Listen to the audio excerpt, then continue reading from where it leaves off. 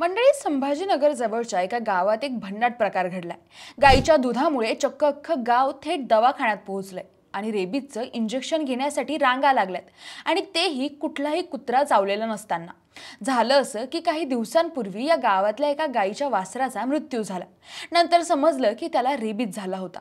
गंमत म्हणजे मृत्यूपूर्वी त्या वासराने आपल्या आईचं म्हणजेच त्या गायीचं दूध प्यायलं होतं। मग काय, ही बातमी गावभर वाऱ्यासारखी पसरली। ज्यांनी त्या गायीचं दूध प्यायलं होतं त्यांनी थेट हॉस्पिटल गाठलं। कुणीही काहीही विचारलं नाही, सरळ रांगेत उभं राहून रेबीजचं इंजेक्शन टोचून घेतलं। पण मंडळी, खरोखरच रेबीज झालेल्या गायीचं दूध प्यायल्याने रेबीज होतो का? आणि हो, पूर्वीच्या काळी म्हणायचे की कुत्रा चावला की थेट बेंबीत 18 इंजेक्शन द्यायची। ही माहिती खरी की खोटी, सगळं जाणून घेऊया या व्हिडिओच्या माध्यमातून। नमस्कार, मी काजल आणि तुम्ही बघताय विशेष भारी। छत्रपती संभाजीनगरच्या मारोळा गावात 8 दिवसांपूर्वी गावातल्या एका वासराला पिसाळलेल्या कुत्र्याने चावलं आणि काल सकाळी त्या वासराचा मृत्यू झाला। हे वासरू ज्या गायीचं दूध पित होतं त्या गायीचं दूध गावातल्या खूप घरांमध्ये रोज पुरवलं जात होतं। वासराचा मृत्यू झाल्यानंतर गावात अफवा पसरली की या वासराच्या आईला म्हणजेच त्या गायीलाही रेबीज झालाय। आणि मग काय, गावात एकच खळबळ उडाली। लोकांना वाटायला लागलं की आपण ज्या गायीचं दूध पिलंय त्या गायीलाही रेबीज असेल, मग आपल्यालाही रेबीज होईल। मग अख्खा गाव सरळ शासकीय रुग्णालयात पोहोचलं। रेबीजचे इंजेक्शन घेण्यासाठी रांगा लागल्या। एवढे लोक एकदम आले की रुग्णालयात इंजेक्शनही कमी पडायला लागले। डॉक्टर म्हणतात शेकडो लोकांनी आतापर्यंत रेबीजचे इंजेक्शन घेतले। पण मंडळी, मारोळा गावात घडलेली ही काही पहिली घटना नाहीये।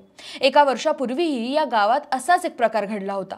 तेव्हाही एका वासराला कुत्रा चावला आणि त्याच्या संपर्कात आलेल्या एका तरुणाचा नंतर मृत्यू झाला होता। म्हणूनच लोक आता अजून जास्त घाबरलेत आणि पूर्वीचा अनुभव लक्षात ठेवून स्वतःहून इंजेक्शन घेण्यासाठी हॉस्पिटलमध्ये धाव घेतात। पण मंडळी, खरंच अशा गायीचं दूध पिल्याने रेबीज होतो का? डॉक्टर काय सांगतात? तर ह्या प्रश्नाचं उत्तर आहे नाही।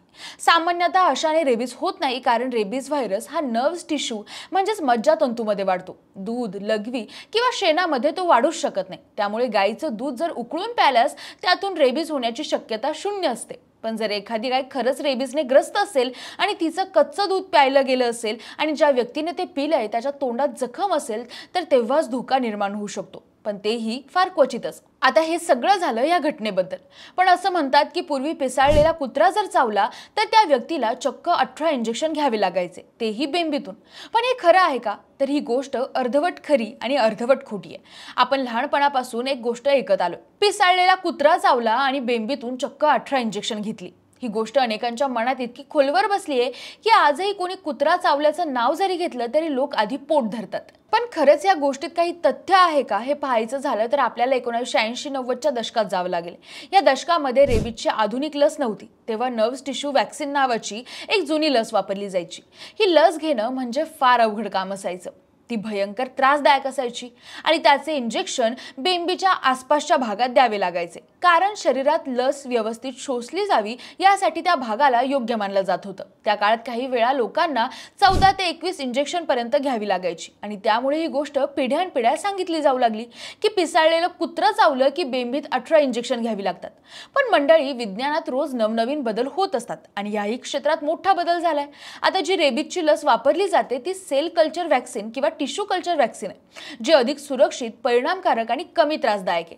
आजच्या काळात जर कुणी कुत्रा, मांजर, वटवाघूळ किंवा इतर प्राणी चावले तर डॉक्टर केवळ 4 ते 5 इंजेक्शन देतात, तेही फक्त हाताच्या वरच्या बाजूस म्हणजेच डेल्टॉइड मसलमध्ये। बेंबीत इंजेक्शन टोचण्याचा काही संबंधच उरलेला नाही। ही नवी लस पूर्णतः सुरक्षित आहे आणि त्यामुळे जुनी पद्धत आता वापरली जात नाही।